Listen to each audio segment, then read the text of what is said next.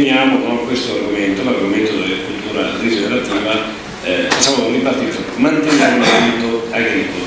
Inizierei con Giuseppe Natale, che è Managing Director di Valagro e Presidente di Syngenta Italia, e se vuole accomodarsi al palchito, grazie. Ecco, in realtà vi lascerei un tema abbastanza libero, però io vorrei capire anche qual è il contributo di Syngenta nei termini e di quelli che sono stati i temi di oggi. Grazie, davvero ringrazio di cuore il senatore e tutti i contributori, perché è stato sicuramente un momento molto interessante. Siamo fortemente impegnati come azienda in questa sfida che l'agricoltura, che non è soltanto quella di produrre, ma di produrre in maniera sostenibile. Da azienda leader nel settore delle tecnologie agricole, dei mezzi per agricoltori, per l'agricoltura, siamo impegnati a trasformare l'agricoltura con soluzioni mirate. Gli agricoltori sanno che purtroppo non ci sono ricette valide in tutti i contesti, per cui a parte un'offerta, ripeto, di tecnologie, lavoriamo molto a fianco degli agricoltori per rendere appunto l'agricoltura produttiva e sostenibile. Mettiamo a disposizione in buona sostanza la scienza con forti investimenti in attività di ricerca e sviluppo per ottenere e poi quantificare i benefici agronomici, ambientali ed economici. Offriamo consulenza tecnica, formazione a tutti i nostri interlocutori, varietà vegetali per appunto affrontare, per essere resilienti nel contesto di cambiamento climatico che diventa sempre più sfidante. Creiamo partnership nella value chain perché siamo convinti che gli agricoltori oggi non vadano soltanto compensati per quanto producono e per la qualità delle produzioni, ma anche per come producono, per cui quanto è stato detto in termini di misurazione, in termini di poter validare il sistema, lo riteniamo fortemente importante. Siamo, ripeto, impegnati nel creare lungo il valore, insomma, lungo la value chain, valori per gli agricoltori che si impegnano a soluzioni del genere. Offriamo biologicals, oggi mi ha fatto molto piacere a tavola sentir parlare di biostimolanti. Ho speso tutta la mia attività professionale e francamente era quasi, consentitemi, un sogno essere al Senato e sentir parlare di biostimolanti, di biological, in qualche maniera migliorano la salute del suolo, delle piante. Indirizziamo alcuni temi che sottovalutiamo da un punto di vista di impatto sulla produttività. Gli stress abiotici sono responsabili per perdite nella filiera alimentare ben oltre le perdite per gli stress biotici. Spesso non diamo importanza. Se non ricordo male c'è una stima della FAO che dice che ogni anno, ovviamente sapete, c'è variabilità, però si perde all'incirca 200 miliardi di produzioni agricole per stress del genere. Un ultimo punto vorrei sottolineare è quella degli strumenti digitali. È stato ricordato, purtroppo quando parliamo di strumenti digitali, agricoltura di precisione, non so per quale ragione, ma quando parliamo di agricoltura automaticamente scappa in molti di noi il romanticismo e quindi guardiamo ai cavalli, cosa che non accade su altri temi. Quando parliamo di trasporto, non penso che nessuno di noi immagina il futuro del trasporto fatto con i cavalli. Sarebbero contente le mie figlie che amano andare a cavallo, non penso, adesso hanno ancora 10 anni, non so se tra 2 anni o 3 anni avranno la stessa idea. Quindi ritengo che l'agricoltura ha davvero bisogno, insomma, di innovazione, di tecnologia e di strumenti che possono supportare questo.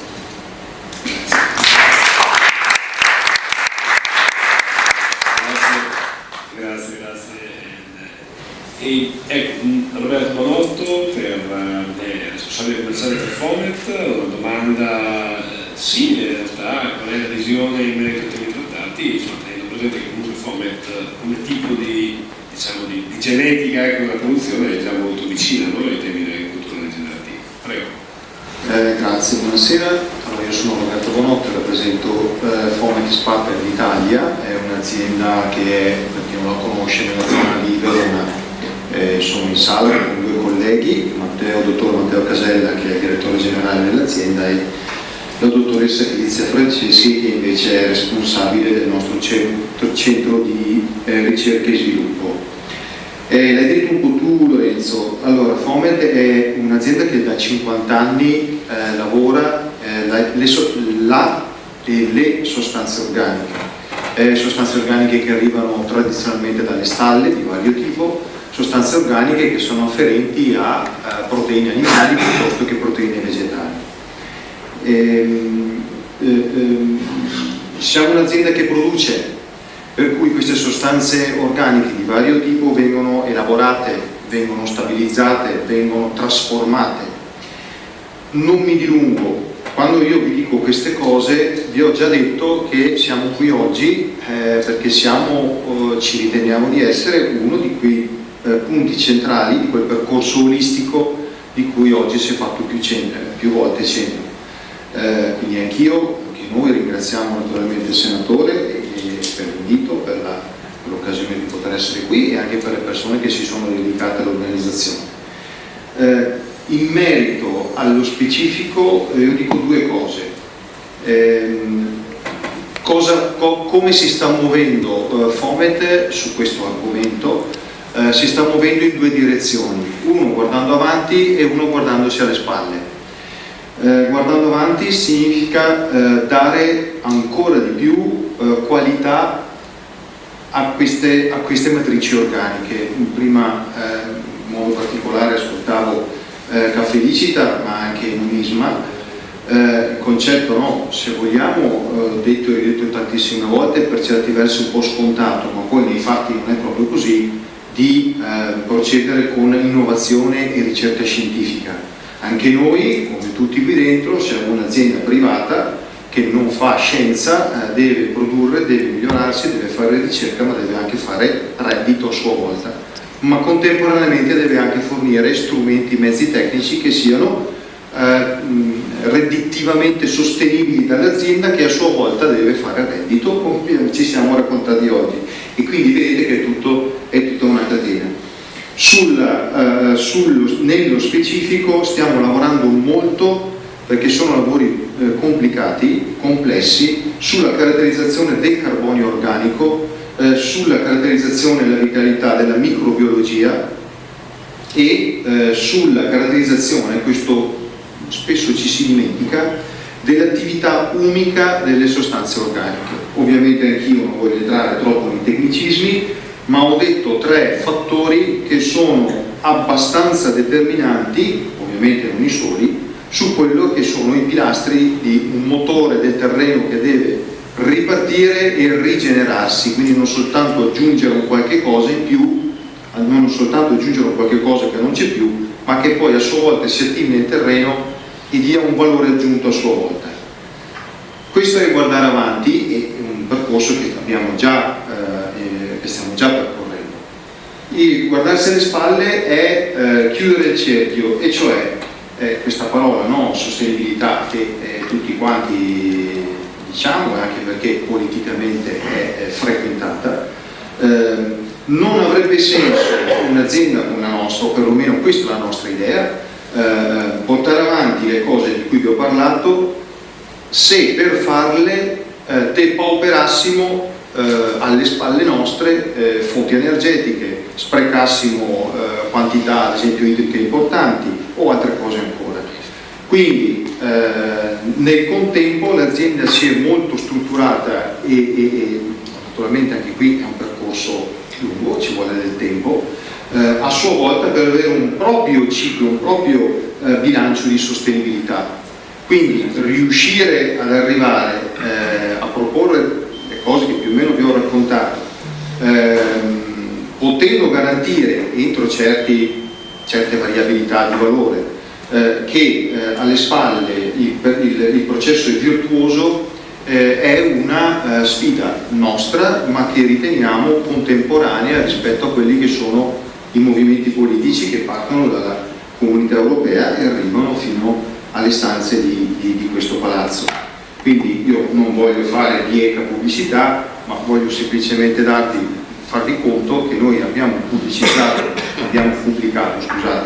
un documento che però è un documento pubblico, quindi non è nulla di commerciale o altro, dove mettiamo in fila tutti i punti critici che possono determinare un aumento di sostenibilità o meno rispetto alle voci e alle azioni che stiamo proponendo su quello che è poi invece l'agricoltura rigeneratrice. Grazie ancora. Grazie. L'ultimo intervento programmato, Franco Franceschetti di EDF Man, anche in questo caso il concetto, la domanda insomma è sempre quello, la visione all'agricoltura rigenerativa e anche nel caso di EDF Man chiaramente il rispetto alla sostanza organica e la nutrizione del suolo con matrici organiche è sicuramente un aspetto fondamentale. Grazie intanto di tutto, perché oggi esco da qui arricchito. Questa è la cosa più importante. E di EDF, torno al Made in Italy, è una cosa eccezionale. Scusate, faccio una cosa che non c'entra ma che c'entra. Nel senso che EDF è una multinazionale che gestisce zucchero, colza e altre matrici a livello mondiale e da un'indagine fatta dal centro ricerche è stato stabilito che il Made in Italy, anche su un metodo di produzione come i fertilizzanti, ha un valore aggiunto e quindi hanno fatto 4 fabbriche in Italia. Questo, scusate, non c'entra, però è un messaggio che di solito non abbiamo. Di solito i mezzi di produzione li produciamo dove la manodopera costa meno.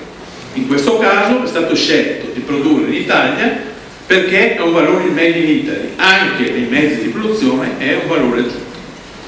EDF è una società giovane nel settore, in questo segmento agricolo. Io sono vecchio, però per compensare ovviamente.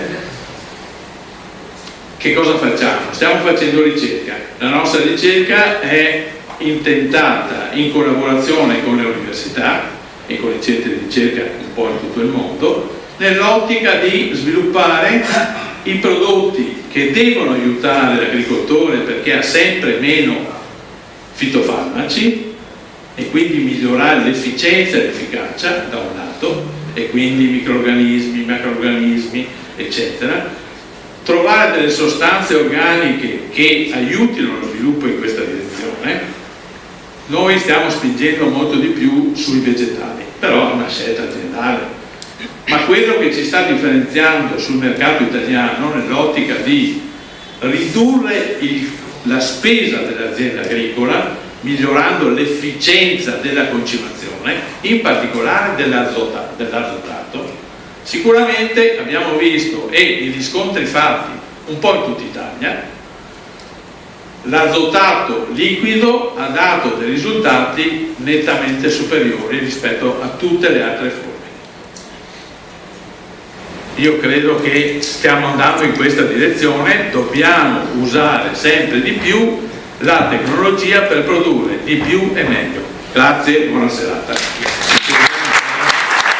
Gli interventi di oggi sono stati particolarmente efficaci nell'esprimerci e nell'esprimere quelle che sono un po' le finalità che ci proponiamo da qui a un prossimo futuro. Ma devo anche essere io a ringraziare voi. Sono stato ringraziato, ma effettivamente il ringraziamento è rivolto particolarmente a chi oggi mi ha coinvolto, ha voluto che io organizzassi insieme a loro, insieme a voi, questo appuntamento, questo incontro, quindi lo ritengo giusto e spero sia anche opportuno per quello che potremo fare insieme. Vuoi per tanti motivi, per la storia da cui provengo, per il ruolo che svolgo in questo mandato elettorale, che ci vede anche essere al governo, e quindi una responsabilità non da poco, una responsabilità che si estende a tutti i punti toccati oggi, ma anche ad altri. Perché se è vero che abbiamo parlato di tecniche, abbiamo parlato di finalità, abbiamo parlato di obiettivi, abbiamo parlato di sostenibilità, di redditività, di produttività, ma c'è anche un contesto, qui non possiamo transigere, non possiamo far finta che non esiste, che è anche la salvaguardia del nostro prodotto. Perché alla fin fine noi dobbiamo salvaguardare il nostro prodotto, ma anche salvaguardare la nostra figura. E non è casuale che a luglio, quindi poco tempo fa, il Senato, il governo, abbia voluto istituire la legge dell'agricoltore custode del territorio e dell'ambiente. Una figura importante, che deve esserci riconosciuta. Non abbiamo noi bisogno di dircelo, abbiamo bisogno che il mondo che ci sta attorno sappia il ruolo che abbiamo noi, che è un ruolo importante e proprio per questo di grande responsabilità, e una responsabilità che il governo sta dimostrando in maniera molto forte, anche, come ho detto prima, salvaguardando il nostro prodotto, dicendo no in maniera netta al cibo sintetico, perché noi possiamo essere bravi a produrre, possiamo essere attenti a produrre, ma non possiamo pensare che tutto ciò che si è creato nel tempo, tutto ciò che è peculiarità del nostro territorio, abbiamo parlato di biodiversità, abbiamo parlato del Made in Italy, possa esserci defraudato in maniera maldestra, perseguendo obiettivi che sono diversi dai nostri. Per cui, concludendo, e perché no, dandoci appuntamento anche a un prossimo incontro, giusto per fare degli step e anche capire se il percorso che si sta facendo debba essere aggiornato, si debba anche, perché no, cambiare anche sistemi, perché comunque noi, come ho detto prima, abbiamo una grande responsabilità, che è quella di garantire un futuro sì alle nostre aziende, ne abbiamo parlato in maniera approfondita prima, ma abbiamo anche una responsabilità di garantire un futuro a chi viene dopo di noi. E facciamolo sin da ora, con convinzione, tenacia e convinti che insieme possiamo risolvere tanti problemi. Quindi grazie a tutti voi di averci e anche di avermi onorato della vostra presenza in questo contesto forse nuovo per alcuni, che è questa sala del Senato, e dove penso che anche il ruolo di istituzioni debba avere e deve essere determinante per noi e per il nostro futuro. Grazie.